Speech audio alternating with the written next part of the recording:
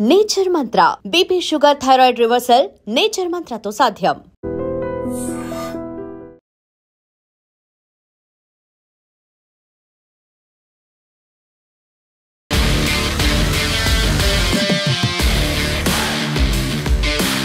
నమస్తే, welcome to I dream weekend update with Kavitha. Jubilee Hills ఉప ఎన్నిక హడావిడి వేడి గతంలో ఎన్నడూ కనిపించినంతగా ఎందుకు ఇప్పుడు తెలంగాణ రాష్ట్రంలో కనిపిస్తోంది? సానుభూతి ఓట్లు వస్తాయా, లేకుంటే ప్రభుత్వం చేస్తున్నటువంటి అభివృద్ధి సంక్షేమానికి సంబంధించి ఓట్లు పడతాయా? బీజేపీ దీన్ని కూడా ఒక అస్త్రంగా వాడుకోవాలని చూస్తోంది. ఓవరాల్గా మూడు పార్టీలకు సంబంధించి అక్కడున్నటువంటి ఓటర్లు ఎటువైపు చూస్తున్నారు? ఈసారి సానుభూత లేకుంటే పబ్లిక్ పల్స్ ఏం చెప్తోంది? మనతో పాటుగా ఉన్నారు మన తెలంగాణ ఎడిటర్ దేవులపల్లి అమర్ గారు. సార్ నమస్తే. మనకి తెలంగాణ రాష్ట్రంలో ఉప ఎన్నికలు అనేవి పదే పదే చూసాము. అందులో బీఆర్ఎస్ పార్టీ అంటే అందులో టీఆర్ఎస్ పార్టీ కూడా ప్రతిసారి సెంటిమెంట్ చూపించడానికి ఉప ఎన్నికలకు వెళ్ళేది, రాజీనామా చేసేది, ఉప ఎన్నికకు వచ్చేది. ఈసారి ప్రభుత్వం మారిన తర్వాత, కాంగ్రెస్ సర్కార్ వచ్చిన తర్వాత కంటోన్మెంట్ ఉప ఎన్నికను మనం చూసాం. అప్పుడు ఇంత హడావిడి అసలు కనిపించలేదు. బట్ ఎందుకని జూబ్లీ హిల్స్లో ఈ హడావిడి ఇంత వేడి ఉంది? ఇప్పుడు మీరు అన్న దాంట్లో ఒకటి ఉన్నది ఏంటంటే, బీఆర్ఎస్ పదే పదే ఉప ఎన్నికలకు వెళ్ళేది అనేది. బీఆర్ఎస్ టీఆర్ఎస్గా ఉన్న కాలంలో ఉప ఎన్నికలకు పోయిన రోజులు చాలా భిన్నమైన కాలం అది. అప్పుడు పెద్ద ఉద్యమం నడుస్తున్నది, తెలంగాణ రాష్ట్ర సాధన కోసం ఉద్యమం జరుగుతున్న కాలంలో. కాబట్టి అప్పుడు అధికారంలో ఉన్న పార్టీకి వ్యతిరేకంగా కూడా టీఆర్ఎస్ పోటీ చేస్తే గెలుస్తూ వచ్చింది. మామూలుగా ఎట్లా ఉంటుందంటే, ఎప్పుడైనా ఎక్కడైనా ఏదైనా ఒక నియోజకవర్గానికో 2-3 నియోజకవర్గాలకో ఉప ఎన్నికలు కనుక వస్తే అధికారంలో ఏ పార్టీ అయితే ఉంటుందో ఆ పార్టీయే గెలిచే అవకాశాలు ఎక్కువగా ఉంటాయి. ఎందుకుంటాయంటే అధికారంలో ఉన్న పార్టీకి దానికి ఉండే వెసులుబాట్లు వేరు. అధికారంలో ఉన్న పార్టీకి ఓటేయాలని అనుకుంటారు. ఎందుకంటే ఇక్కడ కూడా ఈ నియోజకవర్గాల్లో కూడా అధికారంలో ఉన్న పార్టీయే గెలిస్తే మాకు కావాల్సిన సౌకర్యాలు వస్తాయని అనుకుంటారు ఒకటి. రెండోది, ఇతరేతర కారణాలు కూడా అధికార పార్టీకి ఎక్కువ అవకాశాలు ఉండే పరిస్థితి ఉంటుంది. మీరు చెప్తున్న టీఆర్ఎస్ది అప్పుడు ఉద్యమం యొక్క ప్రభావం, వాతావరణం అంతా పూర్తిగా ఇట్లా ఎలక్ట్రిఫై అయి ఉన్నది తెలంగాణ ఉద్యమ కాలంలో. కాబట్టి అప్పుడు ప్రజలు కూడా ఆయా కాన్స్టిట్యుయెన్సీస్లో, టీఆర్ఎస్ వాళ్ళు పోటీ చేసిన కాన్స్టిట్యుయెన్సీస్లో అధికార పార్టీని గెలిపిస్తే మనకు సౌకర్యాలు వస్తాయనేది పట్టించుకోకుండా, మనం టీఆర్ఎస్ని గెలిపిస్తేనే రాష్ట్రం సాధించుకోగలం అనే ఒక మైండ్ సెట్తో ఉన్నారు. కాబట్టి అప్పుడు టీఆర్ఎస్ చాలా వరకు ఉప ఎన్నికల్లో గెలుస్తూ వచ్చింది. ఎందుకంటే వాళ్ళు ఉప ఎన్నికలకు పోయింది కూడా ఇదే పాయింట్ మీద, రాష్ట్ర సాధన అనే ఒక పాయింట్ మీదనే వాళ్ళు రాజీనామాలు చేసి ఉప ఎన్నికకు పోయినారు. కాబట్టి ప్రజలు వాళ్ళని గెలిపిస్తూ వచ్చినారు. అన్ని ఉప ఎన్నికలు అట్లా ఉండవు. ఇవాళ మీరు మన దగ్గర తీసుకున్నట్టయితే ఇటీవలి కాలంలో కొన్ని ఎక్సెప్షన్స్ కూడా ఉంటాయి. అధికారంలో ఉన్న పార్టీయే గెలవాలని లేదు కొన్నిసార్లు. ఇవాళ మీరు దానికి ఉదాహరణ తీసుకోదలుచుకుంటే, లేటెస్ట్గా మనం తీసుకోదలుచుకుంటే మన రాష్ట్రంలోనే, తెలంగాణలోనే దుబ్బాకకు పోయినట్టయితే రామలింగారెడ్డి చనిపోయినాడు. తెలంగాణ రాష్ట్ర సమితి తరఫున ఎన్నికైన రామలింగారెడ్డి చనిపోతే అక్కడ జరిగిన ఉప ఎన్నికల్లో టీఆర్ఎస్ ఆ కుటుంబం నుంచి పెడితే కూడా గెలవలేదు. అంటే అక్కడ సానుభూతి పని చేయలేదు. తర్వాత అధికార పక్షం, అధికారంలో ఉన్న పార్టీ గెలవాలనే ఆ పాయింట్ ప్రూవ్ కాలేదు. ప్రతిపక్షంలో కూడా ఎవరు గెలిచినారు? బీజేపీకి సంబంధించిన అభ్యర్థి రఘునందన్ రావు గెలిచినారు. అంటే అక్కడ ఏం జరిగింది? నిజానికి బీజేపీకి అంత ఇది లేదు. ఆ తర్వాత జరిగిన ఎన్నికల్లో లేదా అంతకుముందు జరిగిన ఎన్నికల్లో బీజేపీ రాష్ట్రం మొత్తంలో ఒకటే ఒక సీట్ రాజాసింగ్ గెలుచుకున్న సందర్భం మనం చూసినాం. అట్లాంటిది ఉప ఎన్నిక బీజేపీ పెద్దగా ప్రభావం చూపలేని ఆ స్థితిలో ఆ రోజుల్లో. తర్వాత అంటే మొన్న 2023లో 8 స్థానాలు వచ్చినాయి అనుకోండి, అంతకుముందు అయితే ఒకటే స్థానం వచ్చింది కదా. అట్లాంటి చోట రఘునందన్ రావు గెలిచినాడంటే అక్కడ ఏం పని చేసి ఉంటుంది? రఘునందన్ రావు యొక్క వ్యక్తిగత ఇది పనిచేసి ఉంటుంది, కొంత బీజేపీ కూడా పనిచేసి ఉంటుంది, ప్లస్ అక్కడ పెట్టిన అభ్యర్థి పట్ల వ్యతిరేకత కూడా ఉండొచ్చు. ఇట్లా అనేకమైన అంశాలు పనిచేస్తాయి. ఒకటి ఎవరైనా చనిపోతే వాళ్ళ ఇంట్లో భార్యనో కొడుకునో కూతురునో నిలబెట్టగానే గెలిచేస్తారని అనుకోవడం కూడా ఆ రోజులు పోయినాయి. ఒకప్పుడు అట్లా ఉండేది. అంతకుముందు మీరు గమనించినట్టయితే ఖమ్మం జిల్లా పాలేరులో ఆయన రామరెడ్డి వెంకటరెడ్డి గారు చనిపోయిన తర్వాత ఆయన కుటుంబం నుంచి పోటీ చేస్తే కూడా గెలవలేదు. అట్లాగే మీరు సికింద్రాబాద్ కంటోన్మెంట్ తీసుకున్నట్టయితే సాయన్న, సికింద్రాబాద్ కంటోన్మెంటే కదా, ఇంకా సాయన్న చనిపోయిన తర్వాత ఆయన కూతురు గెలిచినారు. కూతురు మళ్ళీ జనరల్ ఎలక్షన్స్లో గెలిచిన ఆమె చనిపోతే ఆమె సిస్టర్ని పెడితే గెలవలేదు. సో అక్కడ సానుభూతి పనిచేయలేదు. అక్కడ అధికారంలో ఉన్న పార్టీకి ఓటేసినారు ఆ కాన్స్టిట్యుయెన్సీలో ప్రజలు. అట్లా ఒక్కొక్క సందర్భం అంటే ఆ కాన్స్టిట్యుయెన్సీని బట్టి, అప్పుడున్న పరిస్థితులను బట్టి, అక్కడున్న నాయకత్వాన్ని బట్టి, ఇట్లా రకరకాల కారణాలతో అక్కడ ఎన్నిక జరుగుతుంది. ఇవాళ జూబ్లీహిల్స్ ఎన్నిక జరుగుతున్నది. జూబ్లీహిల్స్ ఎన్నికకు ఇంత ఎందుకు వస్తున్నది హైపు, సికింద్రాబాద్ కంటోన్మెంట్కి రాంది అని మీరు అన్న దానికి సమాధానం ఏమిటంటే, సికింద్రాబాద్ కంటోన్మెంట్కు ఆ అమ్మాయి శాసనసభ్యురాలుగా ఎన్నిక అయిన అమ్మాయి ప్రమాదంలో చనిపోతే వచ్చిన ఎన్నికప్పటికీ భారత రాష్ట్ర సమితి పూర్తిగా ఒక దీనిలో ఉన్నది. ఏమిటంటే అప్పుడే ఎన్నికలు ఓడిపోయి పార్లమెంట్ ఎన్నికల్లో ఒక్క సీటు కూడా రాని పరిస్థితి. నిజానికి పోరాడి రాష్ట్రాన్ని సాధించుకున్న పార్టీ ఒక్క లోక్సభ స్థానం కూడా గెలవని స్థితి, అది పెద్ద షాక్కే గురి చేస్తుంది డెఫినెట్గా. ఆ స్థితిలో ఉన్నప్పుడు కంటోన్మెంట్ ఎన్నిక వచ్చింది. తర్వాత దాదాపు సంవత్సరం గడిచిపోయింది కదా.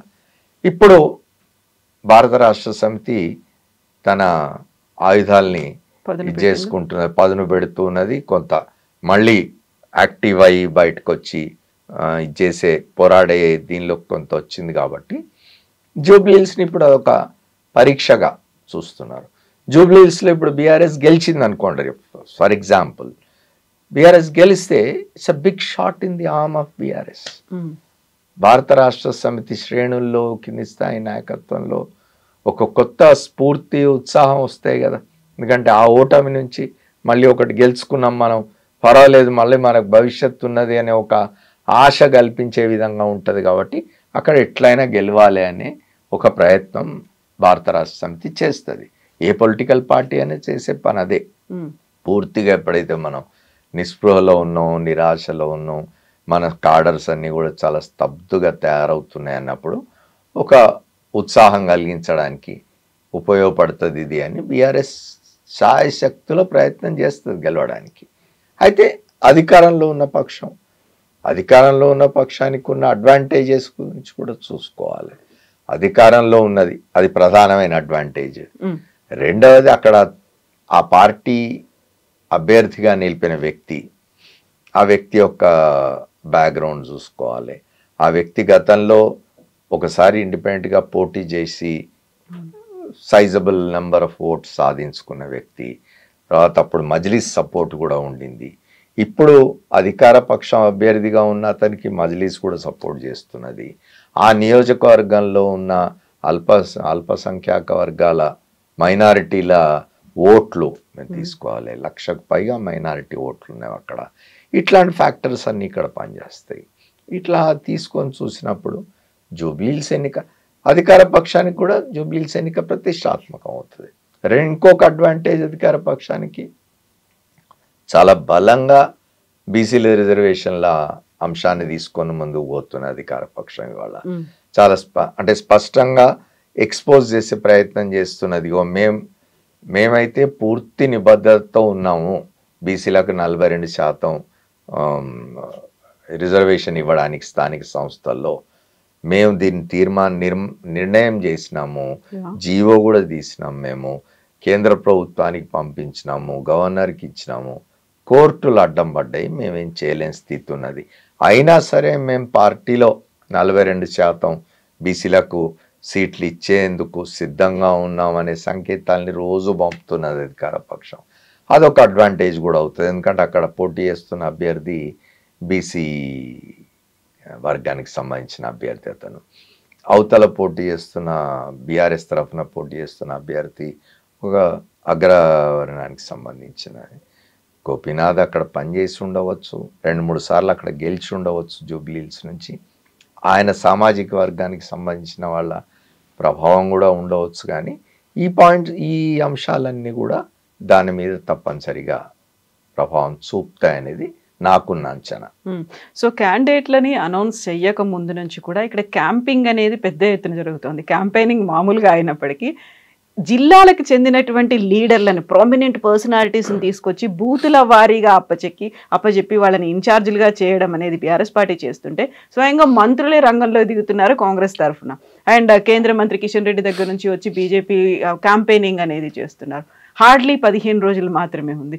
ఇందులో మారిపోయే అంశాలు కానీ, లేకపోతే సడన్గా పాపప్ అయ్యే అంశాలు, లాస్ట్ మినిట్లో ఉంటుంది చూడండి, మేనేజ్మెంట్ అంటారు, అలాంటివి ఏవి కీలకంగా మారనున్నాయి? ఇప్పుడు జూబ్లీహిల్స్ ఒక్కటే కాదు, మీరు అంటున్నది. ఇప్పుడు మీరు ఎక్కడ ఉప ఎన్నిక జరిగినా ఏం జరుగుతుందంటే, ఇప్పుడు మొత్తం మన తెలంగాణ రాష్ట్రంలో 119 శాసనసభ స్థానాలు ఉన్నవి. ఈ 119 శాసనసభ స్థానాల్లో ఎన్నికలు అయిపోయి ఒక ప్రభుత్వం ఏర్పడిన తర్వాత ఏదైనా ఒక చోటనో 2 చోట్ల ఉప ఎన్నిక వచ్చింది అనుకోండి, అక్కడ మీరు గతంలో చూసినట్టయితే ఎక్కడన్నా ఒక జిల్లాలో ఒక నియోజకవర్గానికి ఉప ఎన్నిక వస్తే మండలానికి ఒక మంత్రిని ఇన్ఛార్జిగా పెట్టిన సందర్భాలు చూసినాం మనం గతంలో. అది బీఆర్ఎస్ పార్టీ కావచ్చు, తెలుగుదేశం పార్టీ కావచ్చు, కాంగ్రెస్ పార్టీ కావచ్చు. ఈ రాష్ట్రంలో అధికారంలో ఉన్న ఈ 3 కదా. చాలా కాలం కాంగ్రెస్ ఉన్నది, తర్వాత కొంతకాలం తెలుగుదేశం ఉన్నది, ఈ తర్వాత భారత రాష్ట్ర సమితి వచ్చింది, మళ్ళీ ఇప్పుడు కాంగ్రెస్ వచ్చింది. సో ఈ 3 పార్టీలు ప్రధానంగా తెలుగుదేశం, బీఆర్ఎస్, కాంగ్రెస్, ఈ 3 కూడా అధికారంలో ఉన్న కాలంలో ఎక్కడైనా ఉప ఎన్నిక వస్తే మండలానికి ఒక మంత్రిని కూడా ఇన్ఛార్జ్గా పెట్టిన సందర్భాలు అవి. ఇది కొత్త ఏం కాదు. ఇక్కడ జూబ్లీహిల్స్లో కూడా మంత్రులు ఇన్ఛార్జీలుగా ఉండడము, లేకపోతే భారత రాష్ట్ర సమితి అగ్రనాయకులంతా పోయి అక్కడ కూర్చొని క్యాంపెయిన్ చేయడం. దానికి కారణం నేను చెప్పినాను. నేను ఇవాళ బీఆర్ఎస్కి ఎందుకు అవసరం అనేది, కాంగ్రెస్కి ఎందుకు అడ్వాంటేజో కూడా చెప్పినాను నేను. ఇక లాస్ట్ మినిట్ ఏమొస్తాయి అనేది ఇప్పుడే చెప్పలేం మనం ఏమైనా. ఎందుకంటే మనం చూస్తూ ఉంటాం ఒక్కొక్కసారి ఒక నాయకుడి ప్రకటన కూడా మారిపోతుంది. అనుకూలంగా పనిచేయవచ్చు, ప్రతికూలంగా కూడా పనిచేయవచ్చు, వ్యతిరేకతను కూడా క్రియేట్ చేయవచ్చు. కాబట్టి జాగ్రత్తగా ఉంటే మంచిది మాట్లాడుతున్నప్పుడు నాయకులు. ఈ మధ్య కాలంలో చూస్తున్నాం మనం నాయకులు నోరుజారి మాట్లాడుతున్న సందర్భాలు చూస్తున్నాం. డెఫినెట్గా ఆ టైంకి ఇంకొక 10-15 రోజులు సమయం ఉన్నట్టున్నది ఎన్నికకి. ఈలోగా ఇంకేమన్నా కొత్త అంశాలు ఏమన్నా డెవలప్ అవుతాయంటే అట్లాంటిది ఏం కనిపించడం లేదు. జూబ్లీహిల్స్ పేరుకు జూబ్లీహిల్స్ అనేది ఒక ఏమంటారు ఎలీట్కి సంబంధించి చాలా పోస్ట్లో కాన్స్టిట్యుయెన్సీ అనో ఎలీట్ వాళ్ళు ఉండే కాన్స్టిట్యుయెన్సీ అనుకుంటాం. కానీ మీరు తీసి చూసినట్టయితే జూబ్లీహిల్స్ కాన్స్టిట్యుయెన్సీలో ఉన్న అన్ని కూడా ఈ ఏరియాస్ ఉన్నాయి. ఇప్పుడు యాక్చువల్గా బోరబండ, రహమత్ నగర్, మోతీ నగర్ ఇట్లాంటి ఏరియాస్ చాలా ఉన్నాయి. Middle class, lower middle class జీవించే ఇది. రెండవది జూబ్లీహిల్స్ అనేది ఒక పెద్ద నియోజకవర్గం, ఖైరతాబాద్లోంచి డివైడ్ అయి వచ్చిన చిన్న నియోజకవర్గం ఇది. కాబట్టి దీన్ని ఎలక్షన్ పెద్ద క్లిష్టమైంది ఏం కాదు, సులభమైందే. కానీ ఇప్పుడున్న పరిస్థితుల్లో ఈ అంశాలు పనిచేస్తాయి. ఇంకొకగా ఏమైనా క్రాపప్ అయితే అని నేనైతే అనుకోవడం లేదు 10-15 రోజులు. So right from the beginning ఓటర్ల జాబితాలో అవకతవకలు అన్నారు, లేకపోతే దొంగ ఓట్లు అనేది ఉంది. ఆ తర్వాత ఏడుపుకి సంబంధించి కూడా మంత్రులు కూడా మాట్లాడింది, బలవంతంగా ఎవరో ఏడిపిస్తే ఏడుస్తున్నారు అనే మాటలు. ఇవన్నీ ఏది పట్టించుకుంటున్నారు యాక్చువల్గా అక్కడ ఉన్న ప్రజలు? అదొకటి దుర్మార్గమైన ఇది. అంటే రాజకీయ నాయకులు వాళ్ళకు కోపం వస్తుంది మనం మాట్లాడితే, కానీ థిక్ స్కిన్డ్ అయిపోయినారు అనడానికి దర్శనం అది. ఆయన చనిపోయినాడు, ఆయన భార్యకు బాధ ఉండకపోతే నీకుంటుంది, అతనికి ఉంటుందా? ఒక వ్యాఖ్యలు చేసిన అతనికి ఉంటుందా? చాలా తప్పది. ఇప్పుడు కూడా హ్యూమన్ దీని మీద చాలా జాగ్రత్తగా ఉండాలి. ఆ మంత్రిని భవిష్యాన్ని అనుకోవడం క్యాంపెయిన్ నుంచి పక్కకు జరిపినట్టున్నారు. జూబ్లీహిల్స్ క్యాంపెయిన్ పోవద్దు బాబును, నష్టం జరుగుతుందని చెప్పినట్టున్నారు అధిష్టానం వారు. అందుకే అతన్ని పక్కకు జరిపారనే వార్తలు అయితే వచ్చినాయి. మంచిది కాదు అది. ఇప్పుడు కుటుంబంలో వ్యక్తి చనిపోతే బాధ ఉండకుండా ఎట్లా ఉంటుంది? అది ఇట్లాంటి సందర్భాల్లో ఆయన చనిపోతే ఆయన తరఫున తాను పోటీ చేయాల్సిన పరిస్థితి వచ్చినప్పుడు బయటకు వచ్చినప్పుడు భావోద్వేగాలు ఉంటాయి కదా, వాటిని మనం ఎట్లా అర్థం చేసుకోవాలి? ఎంత సానుభూతితో అర్థం చేసుకోవాలి? మనం ఎంత ఎంపతి ఉండాలి మనకు? అట్లా కాకుండా అదేదో డ్రామా చేస్తున్నారని మాట్లాడితే చాలా అన్యాయం, అది మంచిది కాదు. ఈ మధ్య రాజకీయ నాయకులు థిక్ స్కిన్డ్ అయిపోతున్నారు అనడానికి అదొక నిదర్శనం. అది సో మధ్యలో వచ్చినటువంటి కోర్టు కేసులు కూడా ఉన్నాయి. సెకండ్ భార్యన తను లీగల్గా కాదు అనే దాంతో పాటుగా డమ్మీగా వేసేటువంటి బీఫామ్లు ఇస్తుంటారు, మళ్ళీ డమ్మీ నామినేషన్లు, దాని మీద కూడా ఇంత పెద్ద చర్చ జరగడం ఏంటి అసలు? ఇప్పుడు అది ఇంకొకటి, ఇప్పుడు ఈ అటువంటి చర్చించడం కూడా అనవసరం. ఇప్పుడు మొదటి భార్య, రెండో భార్య, ఇంకోట అనేది కాదు కదా. ఈ దేశంలో రాజ్యాంగం ప్రతి పౌరుడికి పోటీ చేసే హక్కు ఇచ్చింది. ఆమె ఎన్నో భార్య ఏమిటి అనేది ఇట్స్ ఇమ్మెటీరియల్. ఇట్ డజంట్, ఆ కుటుంబంలో ఏమన్నా తగాదాలు ఉంటే, వాళ్ళ మధ్య ఏమైనా విభేదాలు ఉంటే వాళ్ళకు సంబంధించిందే తప్ప అది జూబ్లీహిల్స్ నియోజకవర్గం యొక్క ప్రజలకు సంబంధించింది అయితే కాదు. రేపు ప్రజలు నిర్ణయించుకోవాల్సింది ఏమిటి అంటే, మాగంటి గోపీనాథ్ అనే ఒక శాసనసభ్యుడు చనిపోయినాడు, ఆయన ఎంత పని చేసినాడు, ఇప్పుడు ఆయన భార్యగా పోటీ చేస్తున్న వారికి వారు ఎంత పని చేయగలరా లేదా, వారికి ఓటేస్తే మనకు లాభం జరుగుతుందా, లేకపోతే ఇటు కాంగ్రెస్ అభ్యర్థిగా వచ్చిన వ్యక్తికి ఓటేస్తే లాభం జరుగుతుందా అనే, లాభం ఇన్ ది సెన్స్ కాన్స్టిట్యుయెన్సీకి, నియోజకవర్గానికి మంచి జరుగుతుందా, అభివృద్ధి జరుగుతుందా, పనులు జరుగుతాయా అనే విషయం ఆలోచించుకొని ఓటేయాలి. కానీ ఆమె మాగంటి గోపీనాథ్ రెండో భార్య, ఇంకోట అనేది it's total immaterial and it is rubbish, non sense అట్లా మాట్లాడడం అనేది. Every citizen in this country has every right to vote, right to contest. ఇది మర్చిపోకూడదు ఎవరైనా కూడా. ఇది దుర్మార్గమైన ప్రచారాలు ఇవన్నీ. ఏదో మనం ఏమంటారు, ప్రచారాన్ని చేసుకొని మనకు అనుకూలంగా తిప్పుకోవడానికి చేసే ప్రయత్నం, అది జనం కూడా హర్షిస్తారని అనుకోను నేను. Yes sir, thank you so much. Thank you. Thank you.